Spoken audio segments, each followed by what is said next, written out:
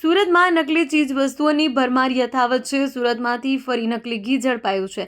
શુદ્ધ ઘીના નામે નકલી ઘીનું વેચાણ થતું લસકાણા વિસ્તારમાંથી નકલી ઘી બનાવવાનું કારખાનું ઝડપાયું છે। પોલીસે માહિતીના આધારે છાપો મારી કૌભાંડ ઝડપી પાડ્યું છે।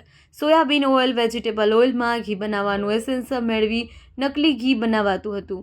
લસકાણા પોલીસ અને પાલિકાના આરોગ્ય અને ફૂડ સેફ્ટી ઓફિસરો સંયુક્ત રીતે છાપો માર્યો, જ્યાંથી 319 કિલો ભેળસેળયુક્ત નકલી ઘી મળી આવ્યું છે। 856 કિલો સોયાબીન અને વેજીટેબલ ઓઇલનો જથ્થો જપ્ત કર્યો છે।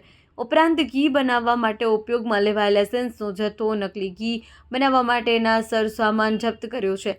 પોલીસે કુલ 2.11 લાખનો મુદ્દામાલ જપ્ત કર્યો છે। સ્થળ પરથી નકલી ઘીનું કારખાનું ચલાવતા અલ્પેશ સાંઠલિયાની ધરપકડ કરી છે। બજારમાં નકલી ઘી સપ્લાય કરી લોકોના આરોગ્ય સાથે ચેડા કરવામાં આવે છે। કેટલા સમયથી નકલી ઘી બનાવી બજારમાં કોને કોને સપ્લાય કરાતું તે દિશામાં પોલીસે તપાસ શરૂ કરી છે। વધુ તપાસ લસકાણા પોલીસે હાથ ધરી છે।